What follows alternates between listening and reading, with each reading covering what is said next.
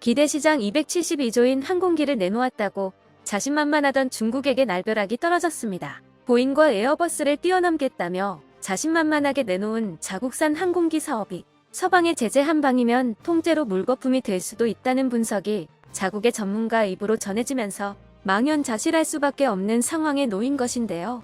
이런 상황인데도 시진핑은 푸틴을 만나 러시아와의 협력을 늘리겠다는 뜻을 밝히며 서방을 자극하고 있습니다. 이번 사건 자세히 살펴보겠습니다.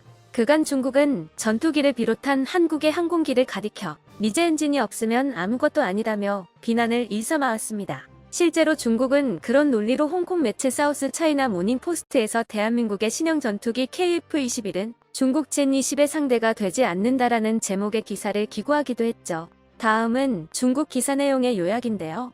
비록 KF-21의 공기역학적 설계는 스텔스 전투기의 특징을 상당 부분 받아들이기는 했지만 그럼에도 불구하고 미티어 장거리 공대공 미사일, 실물 모형 4발을 기체 내부가 아닌 외부로 돌출된 반메리평 하드포인트에 장착하고 시험 비행에 임했다는 대목에서 KF-21 보라매의 스텔스 성능은 매우 제한적일 것이라는 사실을 알 수 있다. KF-21에 장착되어 있는 미국산 엔진 F414G400K 역시 5세대 전투기로 인정받기 위해 필수적으로 요구되는 수준의 기동성과 초음속 순항을 실현시킬 수 있을 만큼 충분한 동력을 낼 수 없다는 점에서 분명한 단점으로 지적된다. 다른 군사평론가들도 KF-21은 젠20은 고사하고 중국 FC-31 전투기의 경쟁 상대도 될 수 없다고 평가한다. 이처럼 그들은 KF-21의 트집을 잡는데 혈안이 되어 있습니다. 그런데 이랬던 중국이 자기들도 똑같이 외산 부품에 의존한 위태로운 사업을 벌이고 있었다는 점이 최근 지적받으면서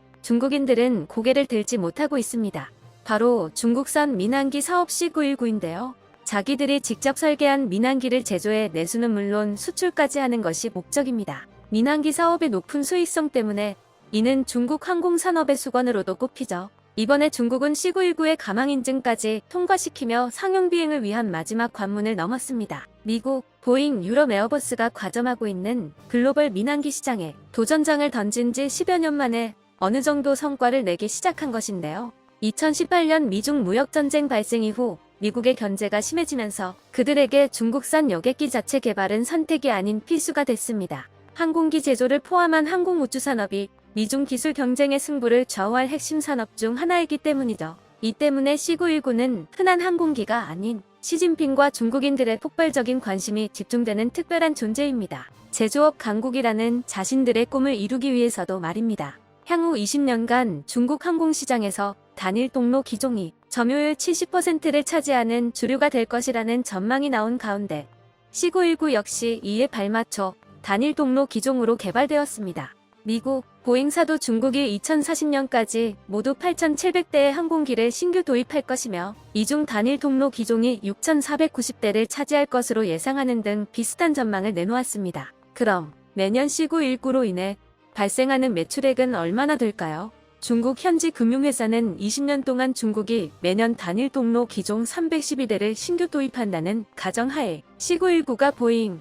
에어버스에 맞서 3분의 1의 점유율을 차지할 경우 매년 C919의 판매 금액이 679억 위안, 약 13조 5,800억 원에 달할 것으로 전망했습니다. 20년 동안 약 1조 3,600억 위안, 약 272조 원 규모의 시장을 C919가 가져가는 셈이죠. 하지만 세상은 그들의 뜻대로 돌아가주지 않았는데요.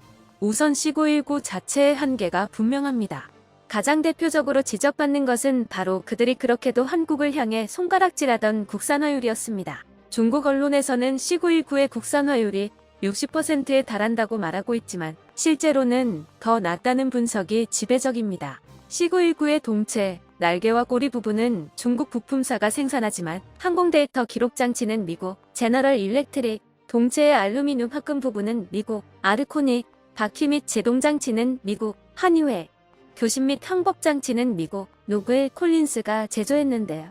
엔진 역시 미국 제너럴 일렉트릭과 프랑스 사프란의 합작법인인 CFM 인터내셔널의 리프 엔진이 탑재됐으며 이는 보잉의 737 맥스, 에어버스의 320 네오에도 들어간 모델입니다. 사실 민간 항공기에 세계 여기저기에서 생산된 외산 부품이 들어가는 것은 흔한 일입니다. 이것 자체로는 그다지 문제가 되지 않죠.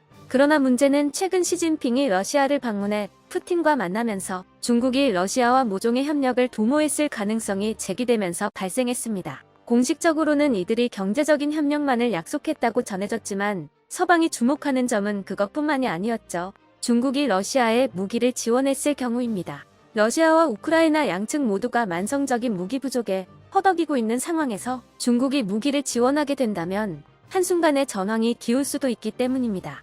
그런데 여기서 중국의 수건인 민항기 사업이 약점으로 떠오르게 됩니다.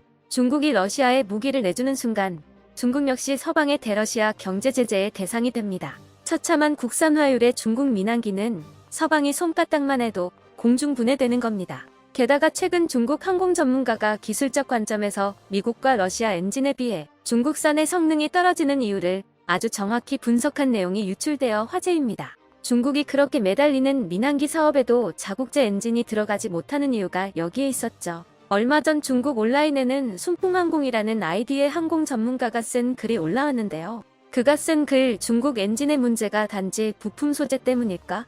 에서는 중국 엔진의 치명적인 결함 때문에 미국 엔진 기술과 비교하면 무려 20년 격차가 난다고 지적하고 있습니다. 이렇게 자국산 기술에 관한 문제점을 스스로 드러내는 예민한 성격의 내용이 중국 내 포털 SNS를 통해 일파만파 퍼졌다는 것은 대단히 이례적인 일로 자국민들까지도 은연중에 신뢰하고 있는 내용이라는 것을 유추해 볼 수 있는데요. 본문 내용을 살펴보겠습니다.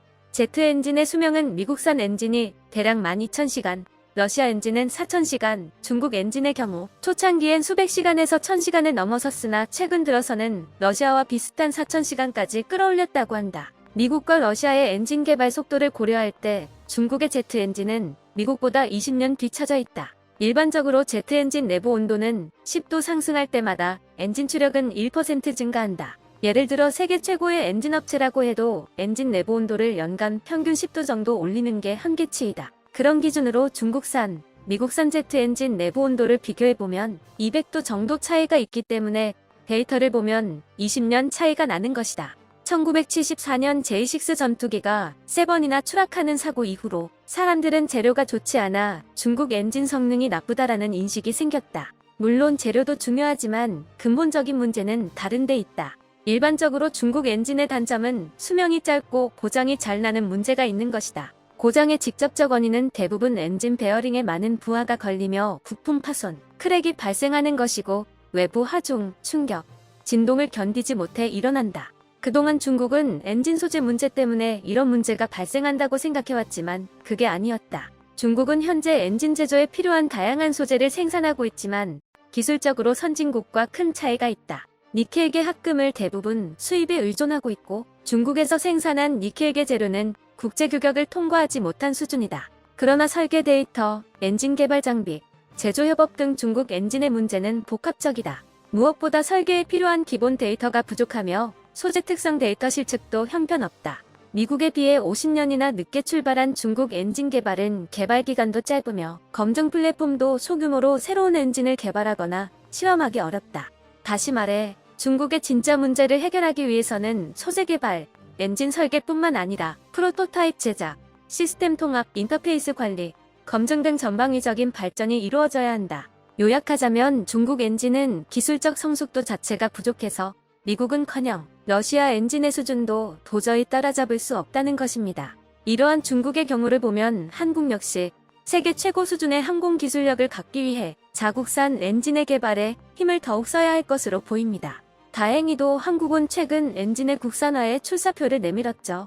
국산 항공기용 1만 5천 파운드 추력 터보핀 엔진의 개발이 시작된 것입니다. 개발 목표는 현재 KF-21에 들어가는 제너럴 일렉트릭 F414 엔진과 최소 동급 성능의 엔진인데요. 1만 파운드급 엔진 코어를 개발해 두면 향후 2만 5천 파운드까지, 1만 5천 파운드급 엔진 코어를 개발해 두면 향후 4만 파운드까지 성능이 확장될 수 있다고 합니다. 제너럴 일렉트릭의 F414의 추력은 2만 1천 파운드. 개발 후 성능 확장을 완료하면 F414의 2배에 가까운 추력을 낼 수 있게 됩니다. 즉, 이번 개발 연구를 통해서 현용 외제 부품을 국산 대체하는 동시에 향후 사용될 고출력 엔진을 위한 기초 기술을 쌓을 수 있습니다. 현재 5,500파운드급 터보팬 엔진과 1만 파운드급 터보팬 엔진이 이미 개발 중인 것으로 알려져 있는데요. 이들 엔진은 둘 다 무인 항공기에 쓰는 것으로 5,500파운드급 엔진은 KUS-LW 스텔스 무인 편대기에 10,000 파운드급 엔진은 KUS-FC 스텔스 정찰기에 장착될 예정입니다. 그리고 이번에 이에 더불어서 새롭게 알려진 것이 15,000 파운드급 터보팬 엔진 개발 계획인 것입니다. 국산 전투기에 국산 전투기급 제트 엔진을 달고 있는 나라는 의외로 미국, 중국, 러시아, 프랑스를 포함해 전 세계에 몇 나라 없습니다. 만약 한국이 엔진 개발에 성공하고 저 대열에 합류한다면 명실상부 세계 최고 수준의 항공 기술력을 갖췄다고 해도 과언이 아니게 됩니다. 하루가 다르게 발전을 거듭하는 한국 방위 산업의 무궁한 진화를 응원합니다. 끝까지 시청해주셔서 감사합니다. 도움이 되셨다면 좋아요를, 다른 이야기도 궁금하시면 구독을 눌러주세요.